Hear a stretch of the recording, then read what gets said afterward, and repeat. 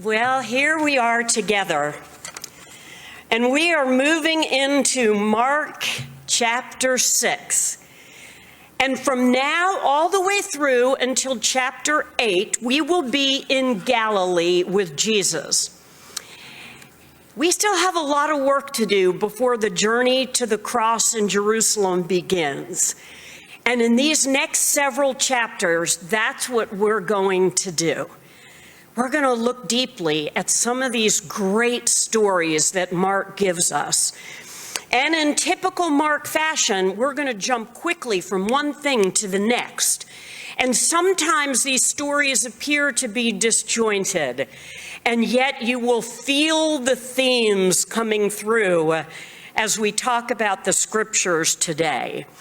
So fasten your seatbelt, because we're going to jump right in as we begin with the rejection that Jesus experienced in his own hometown.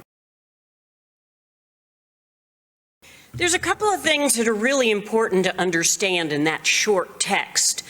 First of all, the reference to calling Jesus the Son of Mary.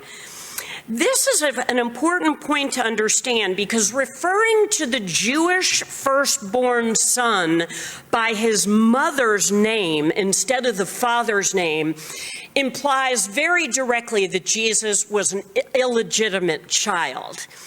And I think that's very important, because remember, Mark doesn't begin his gospel by telling the birth story and the virgin birth. So what Mark is doing here is he is suggesting that, yes, Jesus had one human parent, and it is a direct message to suggest that Mary was his only parent, and it was reference to the virgin birth. I think it's also interesting that the crowd refers to Jesus as the carpenter's son. That was meant to be a real slam on Jesus, because carpenters didn't have any traditional theological training. They were putting Jesus down by saying, he's just a carpenter. He's not even a rabbi. Why are y'all listening to him? So I think that's a really important surprise we get in that first couple of verses. But then a second surprise for some people is that Jesus had brothers and sisters. Now, most of us Protestants have long understood that Jesus had brothers. They're all named in the Bible. His sisters are not named. But there are quite a few denominations who prefer to believe that Jesus was an only child, choosing to believe instead that the perpetual virginity of Mary had to be important to keep the story going. Now, there's a third surprise, I think, in, again, the short text. Jesus couldn't do any miracles except, oh, by the way, healing a few. And he always was amazed at their lack of faith. I think that's so sad, isn't it? This is a community of people that he knew. But it seems in that one little bit of text that what we're learning is an indication that the Lord needs partners to do this work. That the Lord is in partnership with us. And for those who reflect back to him the message, who understand, those who have ears to hear the message, he's willing to go all the way. If you believe in nothing and are willing to listen, Jesus is willing to go all the way. But the text, however, suggests that if you reject him and you don't care about it, then Jesus is perfectly willing to move on, which takes us back again to the parable of the sowers we talked about a few weeks ago, doesn't it? We got to just keep scattering the seeds, and don't worry where they fall. The text, though, I think foreshadows something really important here. And Mark is very good at setting the stage to the cross. What we see here is the rejection of his family and the Jewish leaders is ultimately what's going to happen when the Pharisees and the Romans reject Jesus at the end of his life and find him guilty, and he is crucified on a cross. This is Mark getting us ready for what is to come. Now, I think also when we move into this text, now Mark jumps again to the sending out of the 12 disciples. He's sending them out to do what he did, to preach, to heal the sick, to free people from demonic possession, and he also commands them to take nothing for their journey. Now, this instruction for traveling light has always been interesting to people, but it was likely designed to help remind those disciples that they were totally dependent on Jesus. Because if they didn't take much with them, they would always have to return and be with Jesus if they weren't carrying 87 bags of stuff with them. The Lord is who they had to put their trust in no matter what. So in order to even avoid the appearance of engaging in business anything other than worshiping God, the temple laws have a lot to do with what Mark is sharing with us here.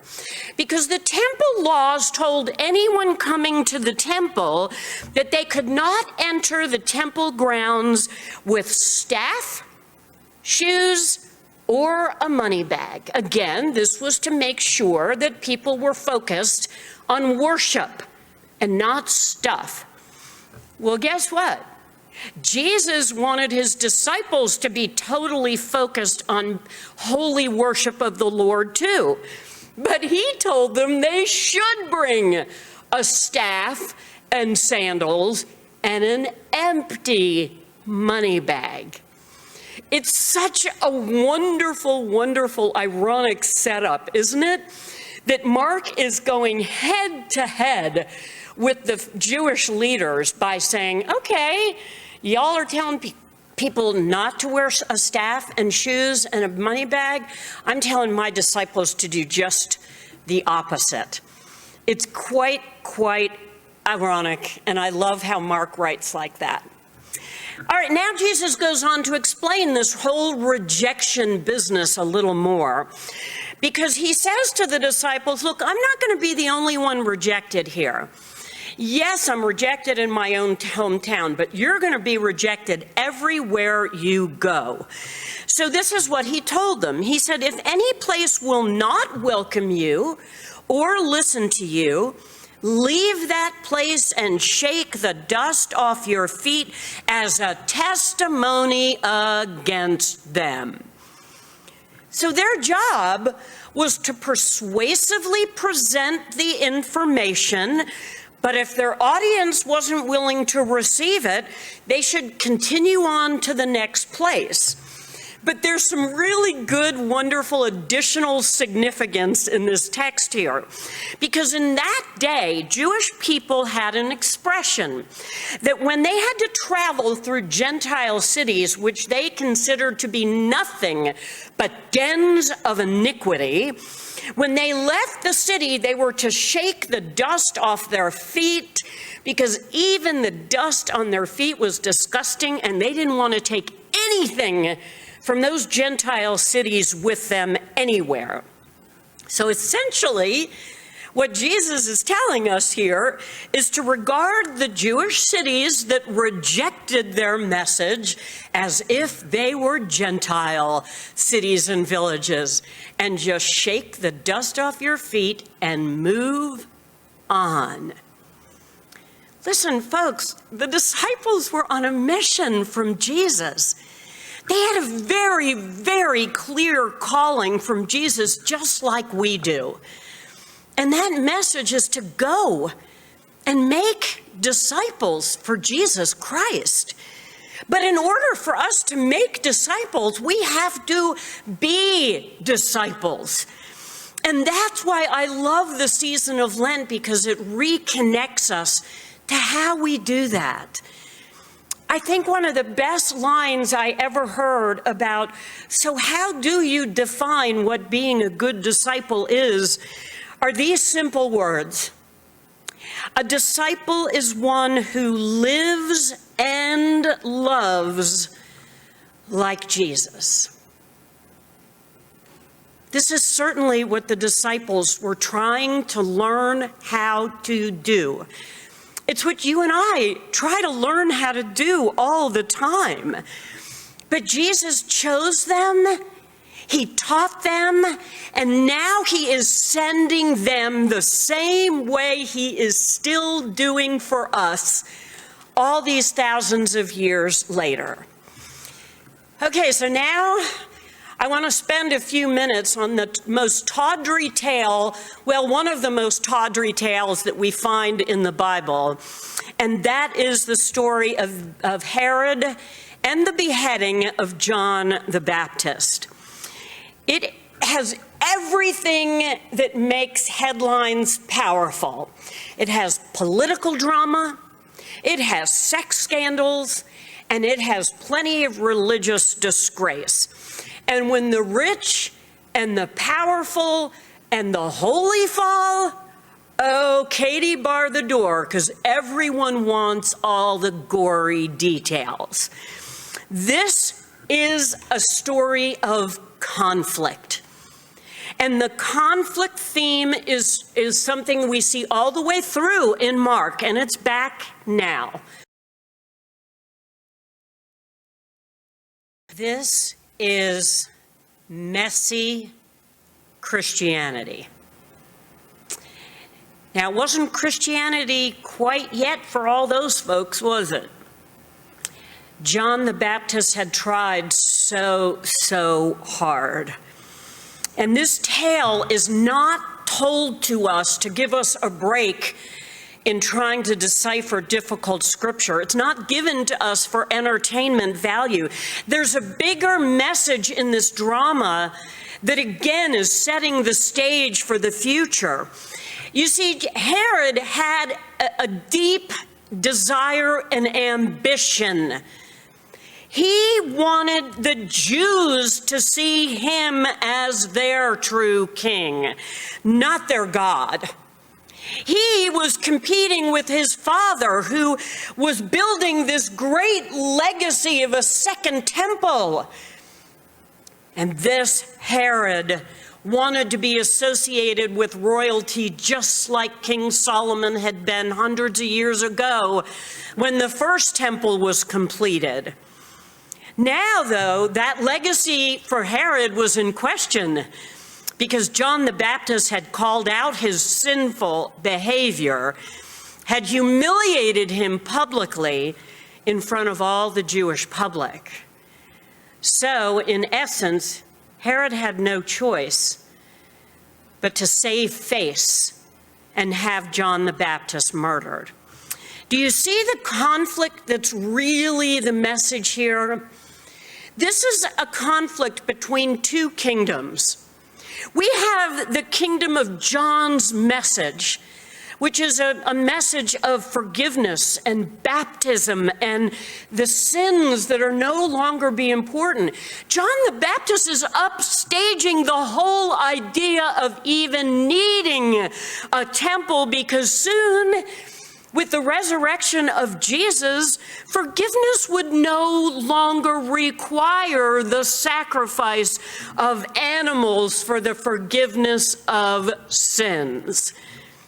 The kingdom of Jesus was going to be so much different than the kingdom of King Herod, the wannabe king, who to Mark was nothing more than setting that stage for what was yet to come, when Jesus had to face the leaders in just a few months to come.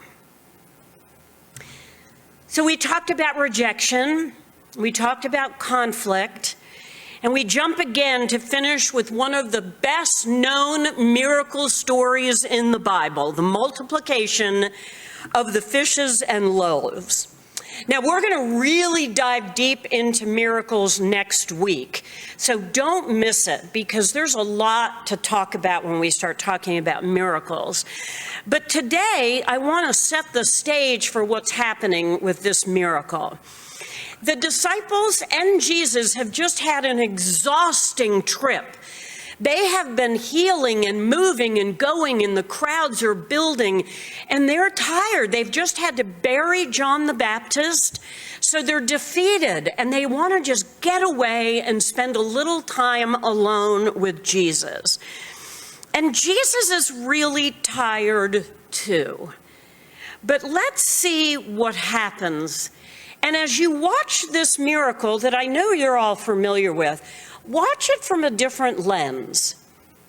Watch now and listen to the words and think about the disciples and the role they play in making this miracle happen. This is quite a story. And what's so remarkable about this is as the crowd was gathering, the disciples are all saying, "It's not our problem, Jesus. Not our problem that they forgot to pack a lunch. Not our problem that they came out and got caught up in a crowd and mentality.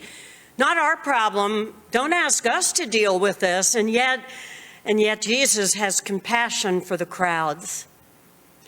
And Jesus knows that he's not going to send them away. Instead, Jesus looks at his disciples and says, "You take care of them. You meet their need." And so as they looked at the thousands of people all around them, I'm sure they were thinking, "What? Jesus, that would be like trying to empty the ocean with a teaspoon. We can't do that. Come on, Jesus, you gotta be kidding here." My friends, sometimes Jesus intentionally brings us into situations where we feel over our heads. It just happens. We don't think we have the ability. We don't think we have the money. We don't think we have the time. We don't think we can handle it. But I am here to tell you what we think we can handle and what God thinks we can handle are two very different things. Jesus sometimes says to us, "You go and see what you can do.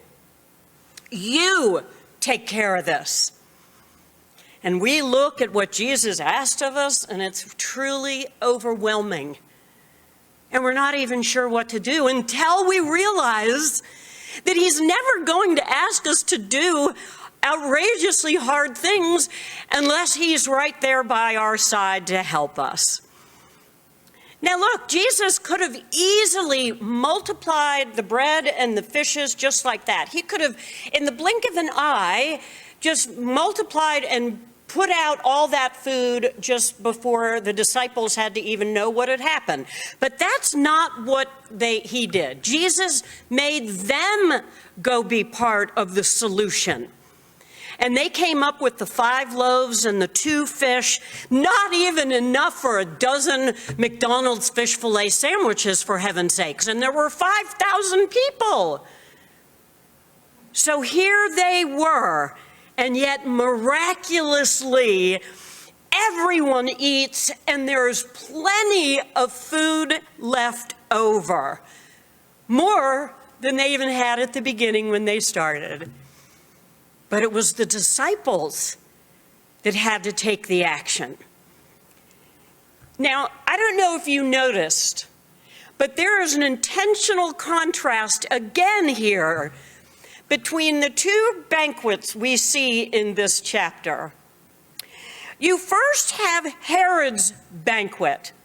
Herod's banquet was only for the important and the wealthy people.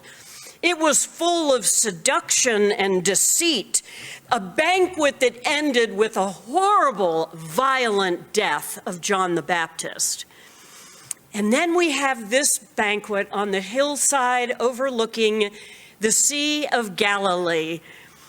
And instead of a palace, it was in a simple setting. And it was a banquet for everyone, not just the special people and the rich people and the important people. And this banquet ends very differently. It ends with everyone being satisfied with life. No death involved in this story. This banquet on the hillside with Jesus was a banquet with the true King of Israel, not some wannabe guy standing in a temple. Intentional conflict. I think Mark purposefully doesn't tell us exactly how all that multiplication takes place. I think he doesn't tell us because he wants us to know that whatever he gives to us, whatever little bit we have, when we give it back to Jesus, he multiplies it all beyond our wildest imaginations. That's who Jesus is. And notice the sequence of events that happens here. The disciples are overwhelmed by the need of the people. So Jesus tells them to help. They scrounge up what they have, and the very little bit they have, they give it all to Jesus. They turn it all over to him. And Jesus takes that little bit that he has been given, he consecrates it, and he multiplies it. And then, this is important, he gave it back to the disciples to take and go and serve the community, to do good in the community of faith, to distribute that food, to take the blessings and share those blessings. And here's the thing. When they gave what they had to Jesus, they surrendered ownership of it. But when Jesus gave it back to them to manage and to be stewards of, amazingly, it was more than enough and more than anyone ever could have dreamed was possible. So in the face of overwhelming needs, Jesus will often say to us, you go take care of the people. You go and meet the needs of my children. We don't have enough money. We don't have enough resources. We don't have enough time. We don't have the right education to do the big jobs that we may be called to do. And yet, when he gives it back to us and tells us to go, he trusts us to partner with him to get the greatest commandment taken care of, and that is to go and make disciples. And we do it with his help. That's really the miracle of this story. The true miracle is that when we, as true followers of Jesus Christ, surrender all to Jesus, when we give it all and realize that everything belongs to him, our money, our jobs, our children, our homes, our cars, our clothes, it all belongs to him anyway. And when we realize that it's our complete trust in him, that is the knowledge that changes our lives. Our lives are forever changed when we have that depth and that level of trust.